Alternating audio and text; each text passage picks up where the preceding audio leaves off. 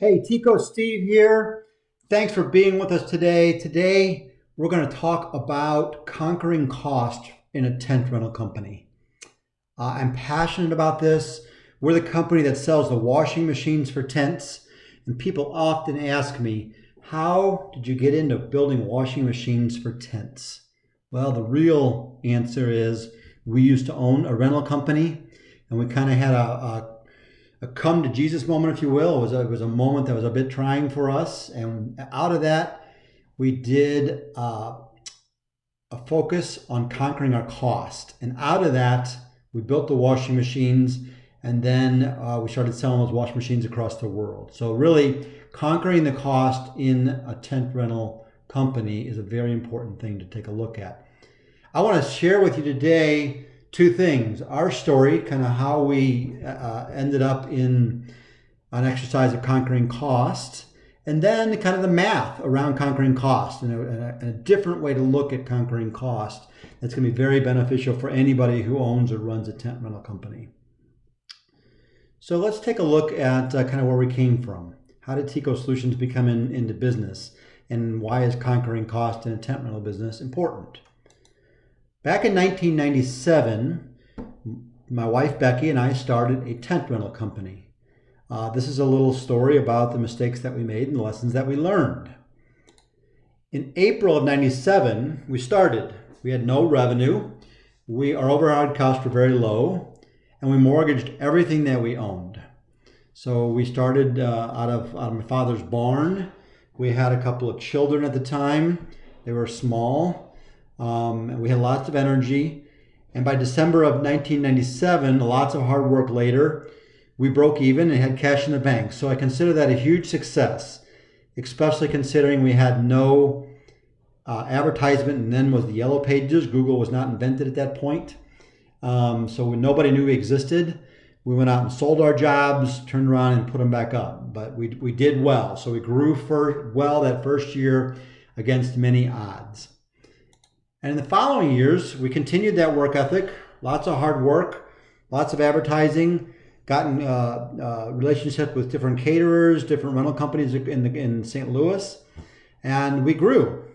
We got bigger tents, we got more trucks, things were going very well, you know.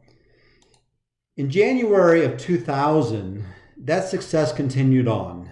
But to be honest with you, frustration started creeping in. We had a growing company and we had hard work. You can see me there working, putting in a flooring in and a tent on top of that. But at the end of the day, the growing company allowed me no time for my growing family or friends, and my quality of life was suffering. So bank account was great, jobs were there, we had relationships with recurring customers, all that was fine, but my personal life started to suffer.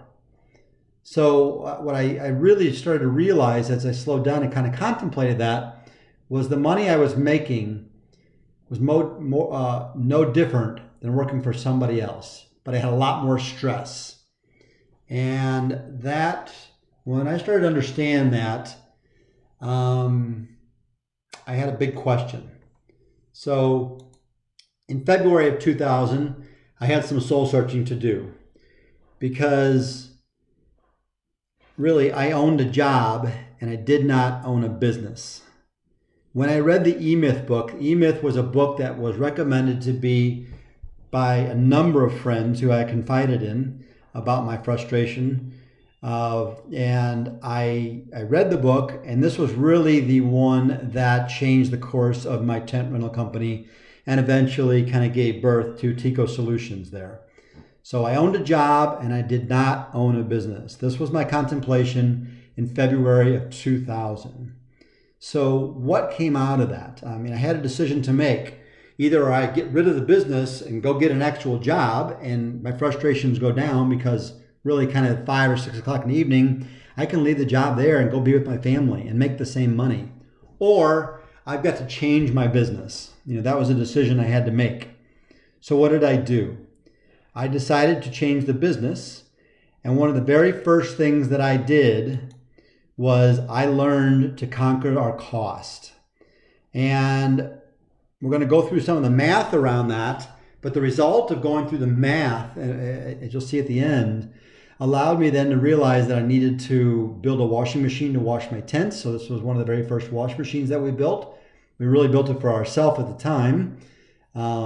We built pieces of equipment for the field. You'll recognize this as the precursor to the tent ox.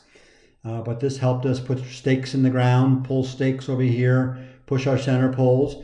So we mechanized a lot of the things that we did in the labor side of things as a result of learning to conquer our cost. But before we ran out and developed these pieces of equipment, we really had to decide, what needed to change in our business. So we turned to our numbers and learned what our numbers were going to tell us, and they guided us into what really we needed to do in terms of conquering our cost.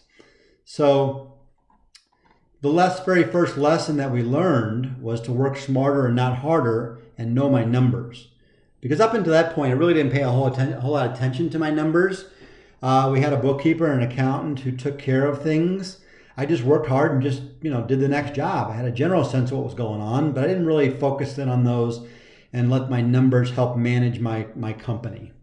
And somebody said to me at this point, something that really kind of still sticks with me today, my accountant's priority is to make the government happy. And so they've got to make all my numbers look good for the government. Not that they're trying to manipulate anything, but the government, all they really want to know is how much money did I make? How much money did I spend and what was left over? And they're going to tax me on that leftover money. So my accountant's job was to file that tax return. So all he did was look at my books from that lens. But those same exact numbers that we recorded every day could be used for the managing my business. And that's two different things. Managing your books for the purpose of paying taxes, which is my accountant, versus managing our business are two different things.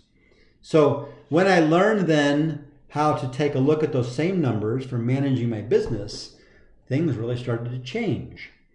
And it got to be pretty basic because it's all stuff that I had known from some basic high school accounting, but I'd kind of forgotten. And a very strong mentor of mine reminded me of that. And she said, Steve, all you've really got to do is remember that the profit is the money that's in your pocket. As a sole proprietor, or I was actually an LLC at the time, but the profit still flowed into me personally, equals whatever money I collected, revenue, minus my expenses.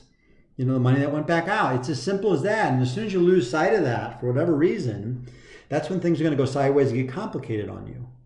So if you want more profit in your pocket, you got to do it. You can increase your sales volume, so you can play with your revenue. And you can play with your revenue also by raising your prices. If you want more profits, you can also reduce your expenses. So 3 things you can do there, or any combination of that, to get more profit in your pocket. It's simple as that. If you get messed up in your books, always go back to this basic rule. Profit equals revenue minus expenses. Now, when we were doing our soul searching and we learned to conquer our cost, we started here. And we took a look at this equation and we said, we're working really hard. So I'm not sure that getting more jobs in the door are the answer for us today. Let's take a look at our expenses, right? And we started taking a look at our expenses and something new came into play for us because then we learned a little bit more about what an expense was. It wasn't as easy as I thought it was initially. What we learned was the anatomy of an expense makes a difference, understanding what an expense is. So our total expenses, we could divide those into 2 different ideas. So total expenses equaled fixed cost plus my variable cost. So in other words, there were 2 different types of expenses or 2 different types of costs that my tent rental company incurred. They were fixed cost or variable costs, right? And those 2 together were my total expenses. So what are fixed costs and what are variable costs? What's the definition of that? Think about fixed cost right here. Fixed cost keeps the doors open, right? So you got some sort of a store or warehouse or whatever, and you're paying rent on that, you're paying utility bills, you're paying salaries of management, office expenses, buy paper, printer stuff, whatever else, leases for equipment, etc. So before you ever get one sale in the door, before your phone ever rings on the first of the year, what are going to be your costs to keep the doors open? It's usually these things plus a few more and every business is a little bit different. But learn what those fixed costs are for your business. Now, what are variable costs? The variable costs are the costs that only happen when a sale gets executed. So the phone rings with the customer and they give you an order. It's things like, well, I'm going to have to pay for gas to get my equipment out to that job site. I got to pay for labor to put up tents. I got some tent cleaning cost. I got to load the tents. And there's a few more that get put into that. So these variable costs only get triggered when a sale happens. Okay?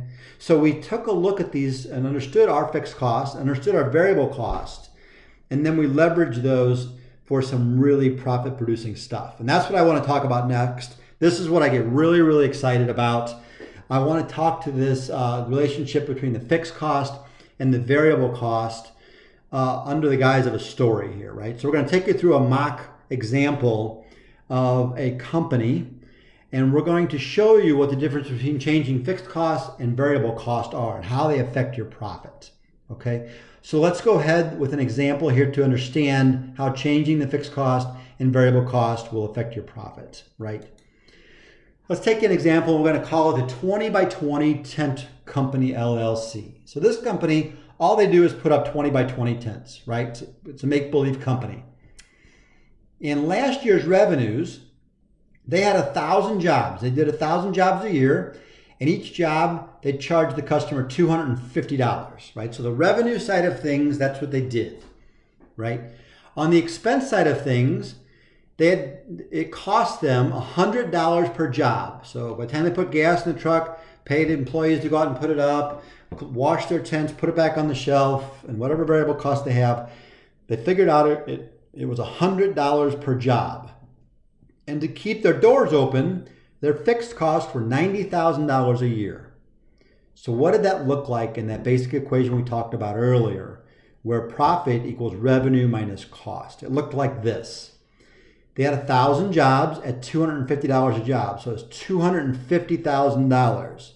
Again, 1,000 jobs multiplied by $250 per job gave them a revenue of $250,000. Now, they also did it the same 1,000 jobs multiplied by $100 per job was their cost to go out and put that job up. That was $100,000. So the variable cost were $100,000. And we already talked about their fixed cost, the cost that didn't change no matter how many jobs they put up. Really important to understand, was $90,000. No matter how many jobs they put up, 1 or 1,000 for this company, they were still going to incur a $90,000 cost throughout year to keep their doors open.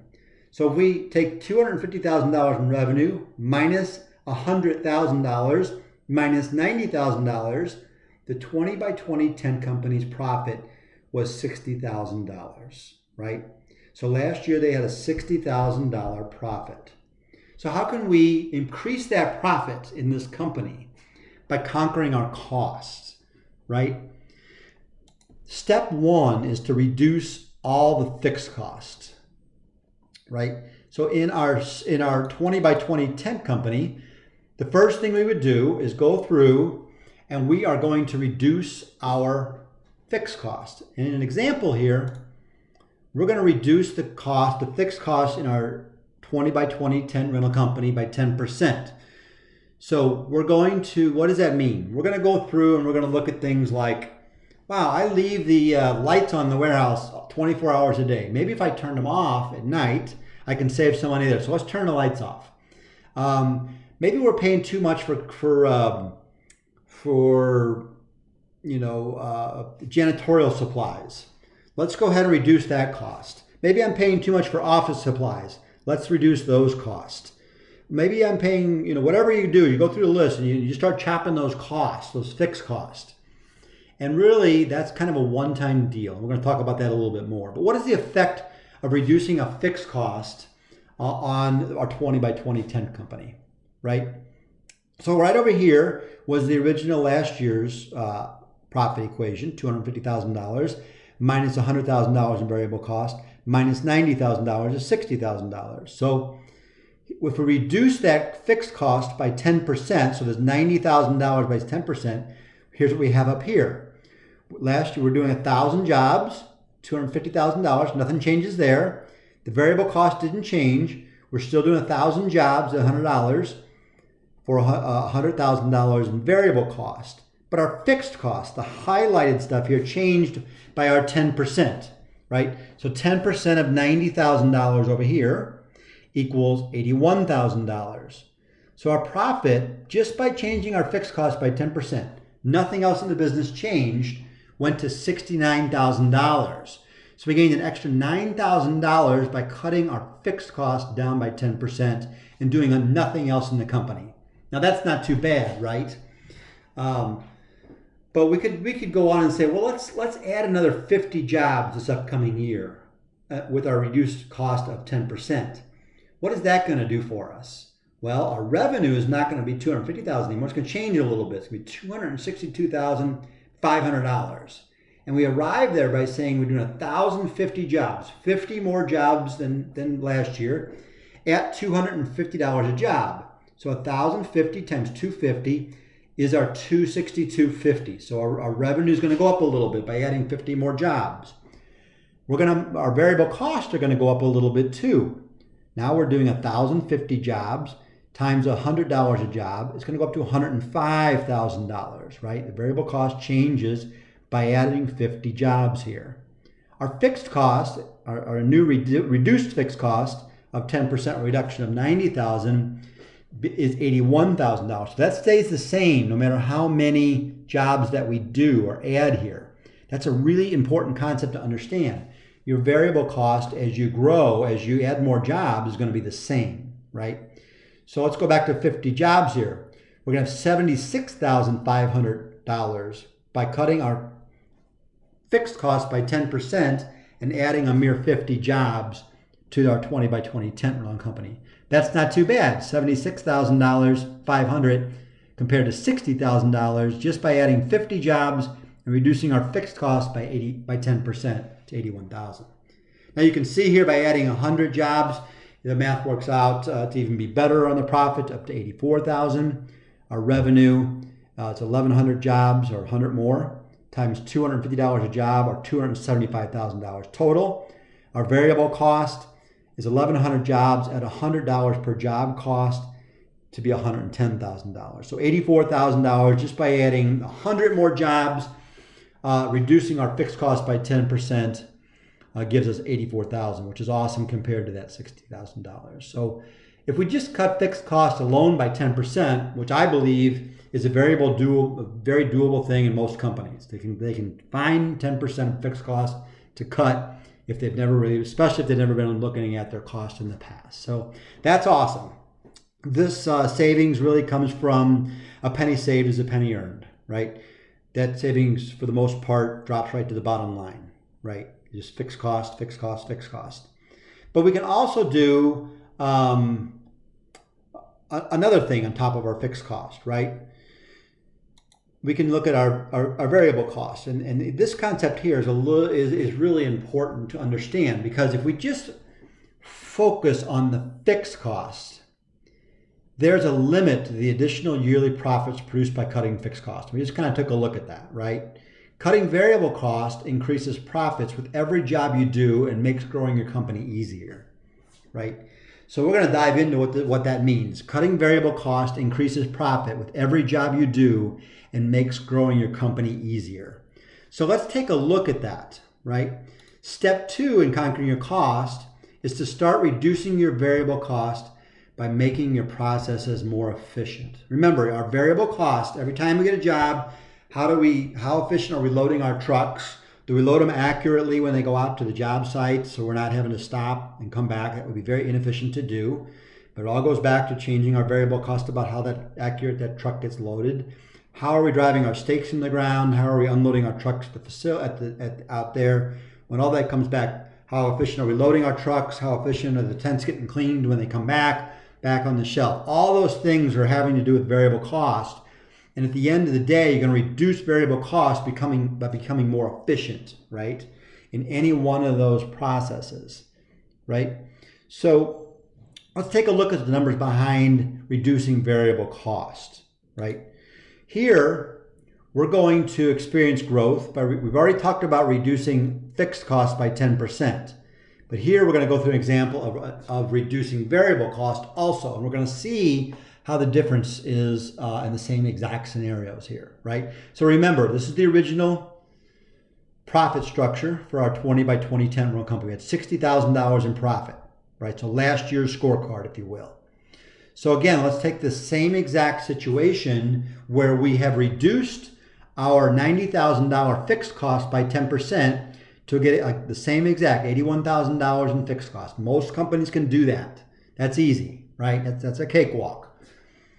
And we're going to experience no growth. We're going to do the same 1,000 jobs that we did last year, but we're going to reduce our variable cost by 10%, right? And our fixed cost. So in this case, no growth. We have the same $1,000 jobs at $250 per job, or $250,000. So revenue is not changing at all, but we're going to change our variable cost.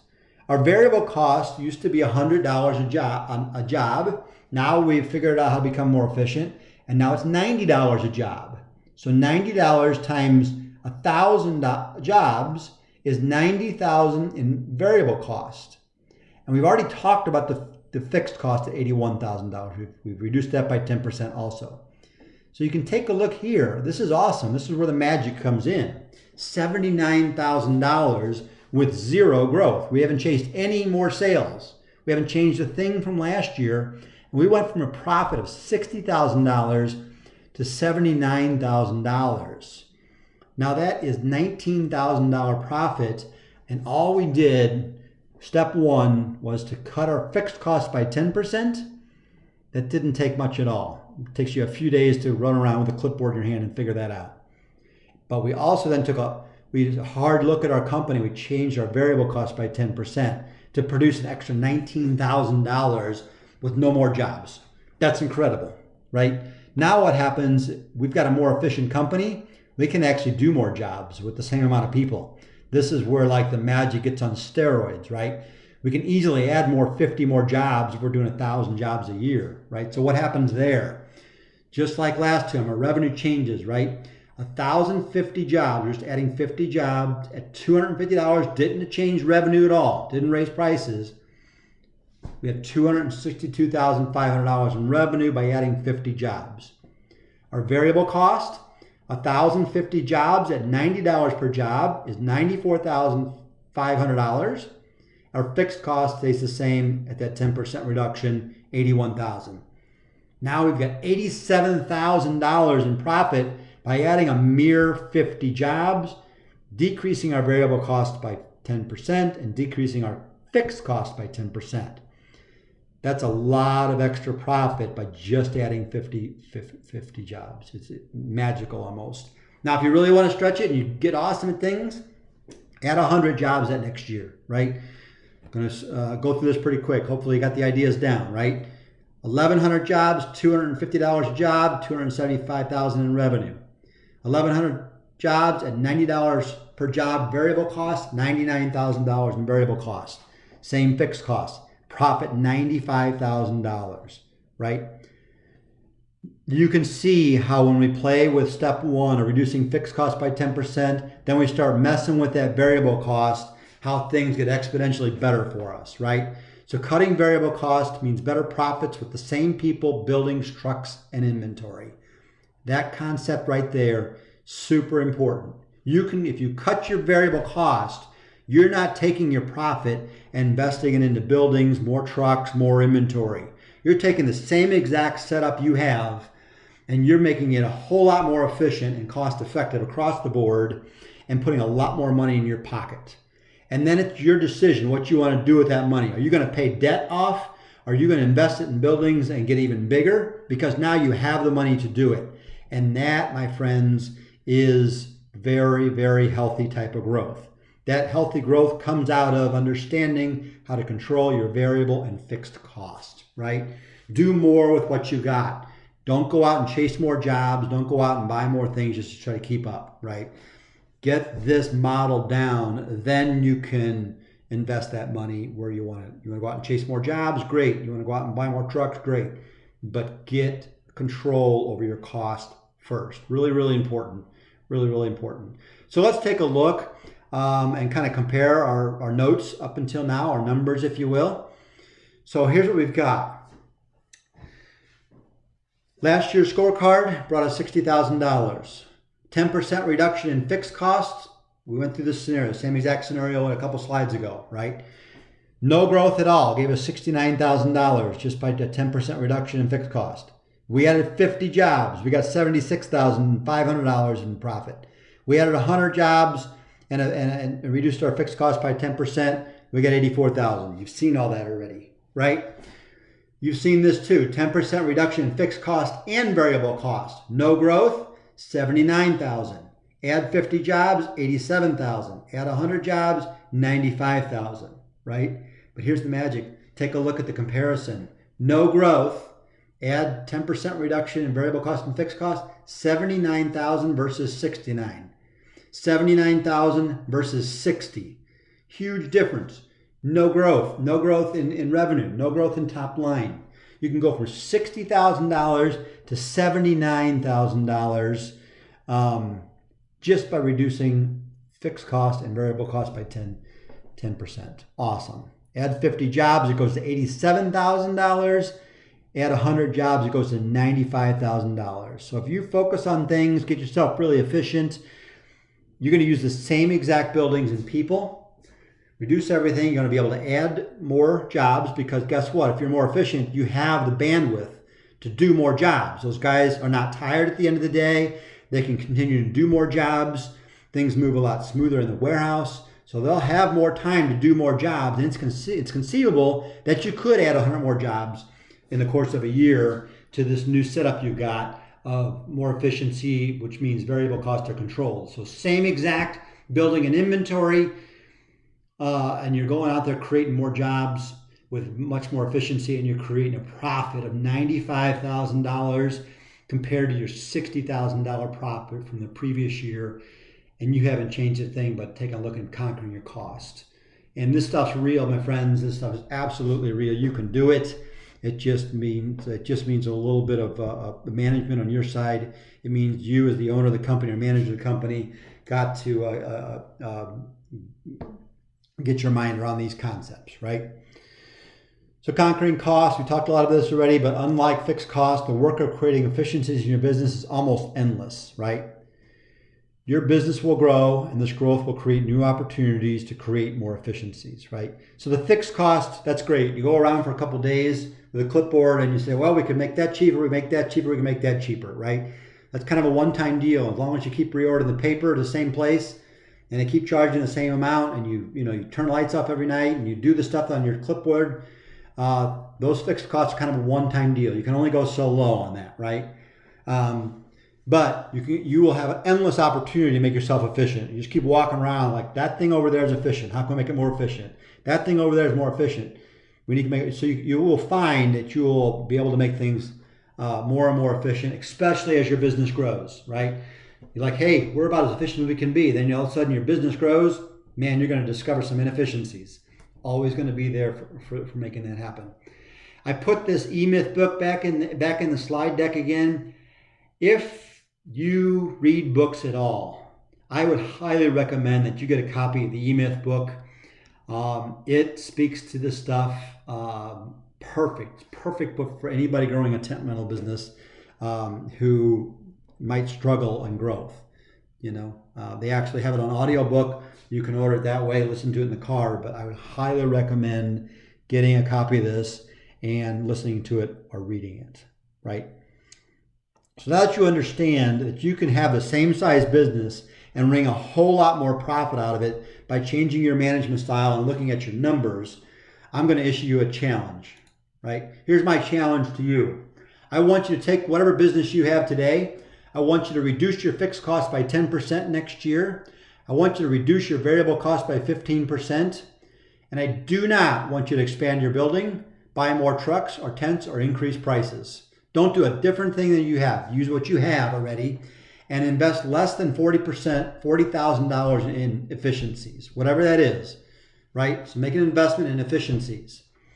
I believe strongly that any tent rental company out there can reduce their fixed cost by 10% and their variable cost by 15%, especially if they haven't done this type of work in the past, which in my experience is many tent rental companies out there, right? So let's take a look at what that is. We're going to read, what that works out. If it was the 20 by 20 tent rental company, you guys by now should be familiar with this scorecard, right? So if it's a 20 by, what does this 10, 15% cost reduction do? If they add 50 jobs to this tent rental company, 92,250 by doing a 15% reduction in variable cost and 10% reduction in fixed cost. So 5% growth, 50 jobs, adding 50 jobs to our 20 by 20 tent rental company, and reducing our fixed cost by 10% and our variable cost by 15% means that we had a 5% growth, brings an extra $32,500 to the bottom line. That's awesome. What if we added $100 jobs to our challenge, right? That's a 10% growth, brings an extra $40,500 to the bottom line. What if we got really aggressive and we added 150 jobs because we're just that much more efficient in things that we discovered in our tent rental company? That's a 15% growth, an extra $48,750 in profit for our owner's pocket, right? We haven't bought any more trucks, haven't changed any structure in our business. We've just changed the way our money gets spent in terms of expenses, right? So that's my challenge to you. Reduce your fixed cost by 10%, reduce your variable cost by 15%, don't expand anything unless invest less than $40,000 in efficiencies. Make that happen, and I guarantee you magic is going to happen in your business, right? So once you kind of understand and you're able to meet this challenge, you're able to do that, you're going to find that there are huge advantages to focusing on variable cost and becoming more efficient, right? There's going to be some hidden gems that come up and you go, oh my gosh, this stuff's going to become really clear to you. You'll profitably grow with zero sales volume increase, right? Because profitable growth is less dependent on sales volume when you're looking at your numbers this way. You don't need to spend any cash on larger buildings or more trucks or anything like that. And you'll be able to increase your sales volume when you finally decide to increase your sales volume with little or no increase in your number of employees.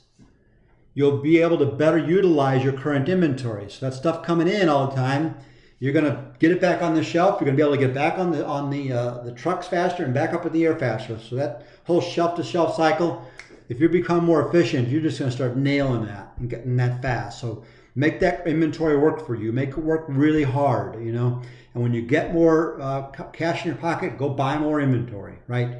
But you're just going to be better at churning that inventory. Just get rock solid in that. You're also going to find that the government's going to help you do this. They're going to provide you a significant amount of help when buying equipment to improve your efficiencies, right? Take a look at Section 179 of the tax code. Basically what that means to you is when you buy a piece of equipment that's going to help you get efficient, they're going to give you somewhere between a 25 to 35% in like year number one reduction on the cost of that piece of equipment. So it's like getting a coupon and saying, hey, I want 35% off of your piece of equipment.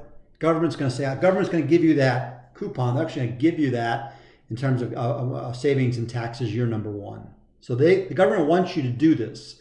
They want you to grow. They want you to become more efficient, right? And they're going to help you out with Section 179, right? You'll also find that you will have a healthier company and one that is more recession-proof. Because you're more efficient, the recession comes along, our little dip in what's happening in our world, right? You're going to know that, holy cow, I've got this overhead that's not as big as I need, and we're going to be able to survive that recession, and most importantly, come out and respond to a growth after the recession in a very, very healthy way. And lastly, I will guarantee you will have happier employees and happier customers. Their employees are going to have the tools that they need to get more jobs out the door. They're going to be less tired. They're going to feel accomplished, like they've accomplished some good things at the end of their day. Your customers will be happier because through your efficiencies, you're going to set up your tents in a much more structured way. They're going to be cleaner and all the way down the line. So that all is going to happen as you work through and become more efficient in your company and start watching that those variable costs and fixed costs. So usually when I kind of get to this spot and I'm in front of an audience, they ask me, they say, well, where do I start? This all sounds great, but it seems a little daunting. Where do I start, right? So where do you start? I have 6 places that I start. The first kind of 3 don't cost you a dime. Warehouse design is the first place I would start. I would sit there, if I was the owner, and this is my first day on conquering my variable cost, I would sit in a lawn chair or sit in a spot where the people aren't watching me. I watch them how they load their trucks. I would use my space more efficiently. What you're probably going to find is you have things like, you have parts in the back of your warehouse that get loaded on every truck. And if you watch the guy, he walks all the way back to the back, grabs that part, walks all the way to the front, puts it on the truck. Why not have that part at the front of the warehouse where he doesn't have to walk as far, right? You're going to watch some guys walk back and forth and have just 2 things in their hands. Why don't they have a cart running around and putting things in that cart rather than making trips back and forth? You're going to see all kinds of inefficiencies when you sit down and start watching the guys load that truck, right? Then you're going to start changing that warehouse design to get it more efficient. If you're a part of the matcher organization, the IFA organization, or ARA, that's where you're really going to tap into a network of people that are going to help you in your warehouse design. You're going to be able to lift up the phone, get pictures of what they do, visit their warehouses. None of that costs you any money. But I guarantee you, by changing the warehouse design, how things are laid out in your warehouse, you're going to be able to, as a first step, no cost to you, to changing that variable cost. Second one is just about as easy.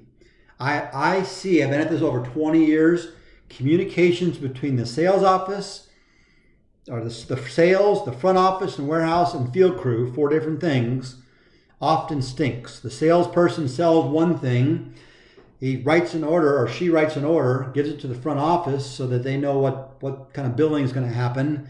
Often there's a communication gap there where there's a miscommunication that'll end up costing you money later. The front office then gives pick list or whatever to the people in the warehouse. That can be wrong or misconstrued. The warehouse people don't fill it correctly, so they send the wrong stuff out to the crews, and the salespeople don't communicate well with the crews at all. So all that is just wrought for extra cost in your business. So if you're able to sit there and develop processes around communication so that you're filling all those gaps in your business, it's a very easy thing to do, getting that team together so that communication happens and you are closing those gaps on that money leaking out of your company. The third thing, this used to drive me bananas when I had my rental company. I would send guys on a truck, and I knew it was a 10-minute drive, and 40 minutes later they still weren't at the job site. And I'd call them, and they would say, well, traffic is bad, or we took this route. They give me 4 different excuses why they weren't there. But at the end of the day, if they didn't want to get there, they were going to take the long route. They were going to find the traffic jam. They're going to stop at the Quick Mart to buy a soda or whatever. But routing trucks, finding ways and processes so that they know exactly where they're going and what route to take there. GPS is an awesome thing for this anymore, but it could be just as simple as taking a map out and highlighting how they're supposed to get there. It could be as simple as that. But pay attention to the routing of your trucks. However you make that more efficient. It's not a hard thing to do. It's not a highly costly thing either. 4, obviously, is my favorite thing to do. In my tent rental business, when I went through this whole process of controlling my cost, I realized that cleaning tents was jamming us up big time. I was buying more inventory and I was only buying inventory from my busiest times. I needed to have clean inventory to keep up in my busy times. And so I used all my inventory would all be used, but there was about 20 to 25% of it in my busy time that sat in a dirty pile. And sitting in a dirty pile was not making me revenue.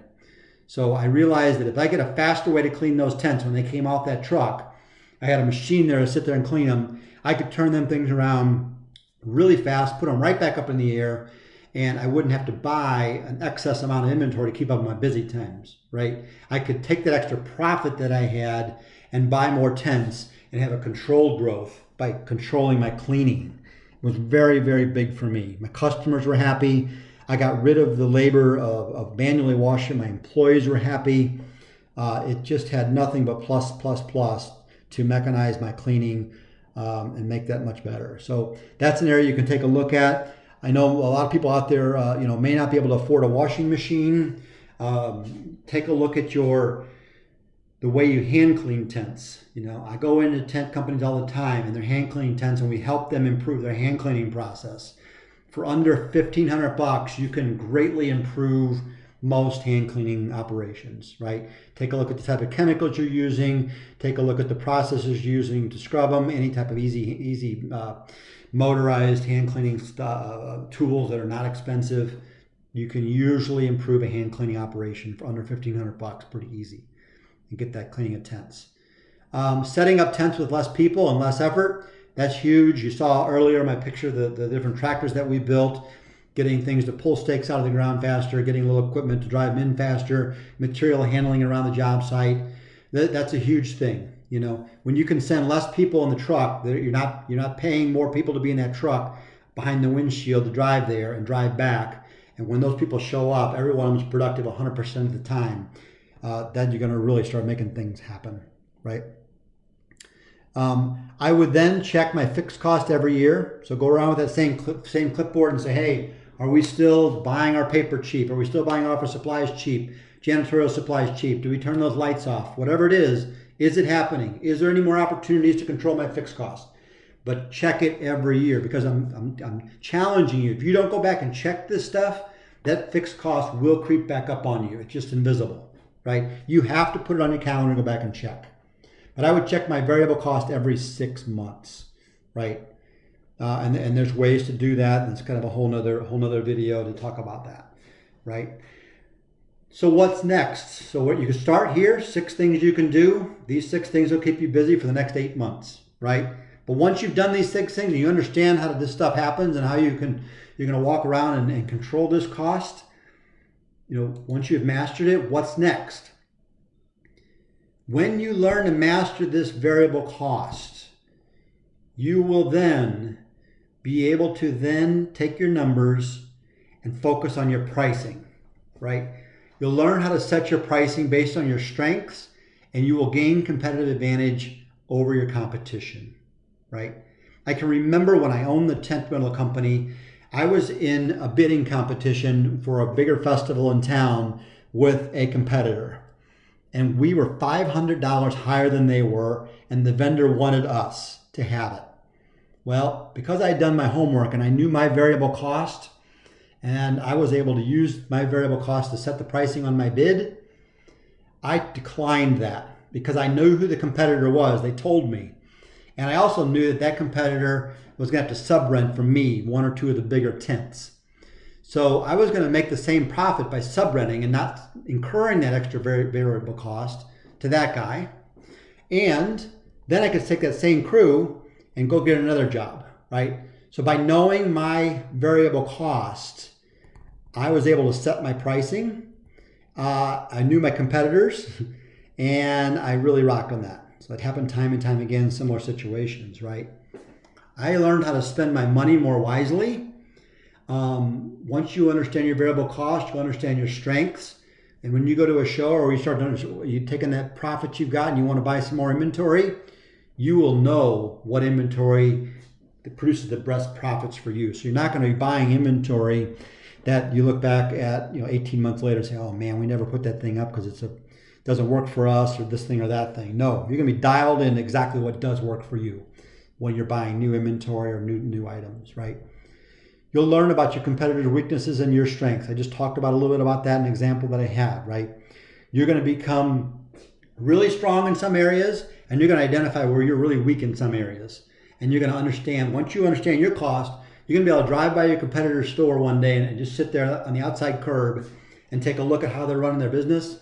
And you're going to be able to pretty well guess what their variable costs are, what their fixed costs are, and what their what their profit and loss takes, what might look like. So and the more you deal with your competition, the more you intertwine with them, the clearer that's going to get, because you've done your homework, you understand these concepts, right? You're also going to be able to confidently adjust to market changes, right? So if the market changes, let's say the economy tanks, you're going to make adjustments real quick, but you're going to know exactly what buttons to hit and what levers to pull in your business, because you know your numbers, right? You're also going to be able to, last point here, to identify your most profitable customers and sell them only the most profitable products you have, right? You're going to have customers who are going to come in and say, I want a price reduction on this thing or that thing. Fire those customers. Let them go, because you know exactly what you're going to be profitable on. And you're going to be able to sell the most profitable products. Here's a little story. When we owned the rental company, we had 40-foot wide frame tents. And I thought that was a great tent to be putting up for some parties, right? 40 by 100. We used to put them up all the time. We also had some 60-foot wide high tension pole tents, right? And we didn't put those up a whole lot. But when I did my homework and understood that what my variable cost and my fixed costs were, what I found out was, even if I was 10 or 20% higher on my price on that 40-foot wide frame tent compared to my competitor, and I still got the job, I still lost money. So I was blind to the fact that I was losing money on a tent that I thought was awesome to provide to my customers. So what did I do about that?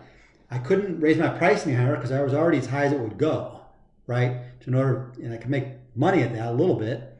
But what I did was I knew that we were really profitable in putting that 60-foot wide up. So I would often upsell the customer a 60-foot wide tent.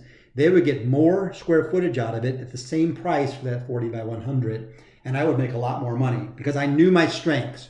We happen to be really good at putting that tent up, right? That was unique to my company. I knew that, right? And I could leverage that in the marketplace, right? So you'll learn to do all these things once you get your mind wrapped around how to adjust your variable cost and your fixed cost. That will be your next steps, right? And you will grow your company with the profit you're going to make. You will buy more trucks. You will buy more buildings. You'll buy more tents. But as you grow, you continue to focus on your efficiencies. More and more money will pour into your pocket. It's controlled growth. You will have time for those around you. You will have time to be a better manager, a better leader, a better CEO, a better manager, all the above, right? And be a lot more profitable. I'm absolutely passionate about these concepts. That's what led me to selling tent washing machines. I'm so passionate about it that if you want to give me an email here, steve@teecosolutions.com, I will mail you a free copy of the E-Myth book. It has nothing to do with tent rental companies. It has everything to do with the concepts I'm talking about. It will challenge you as a manager or owner of a company. I guarantee it. I will also mail you in the mail the book that I wrote about cleaning tent tops for happier customers and better profits for free. Just email me your name, your company name, your address, and your phone number, and I'll drop these two in the mail for you. And if you have any questions, give us a call here, and I'll see if I can help you work through these concepts a little bit deeper. But hopefully this helps you. I want to see you successful and in a wildly fast-paced growing company that's highly efficient and just highly, highly profitable. Teeco Steve here. Thanks for listening. Really appreciate it.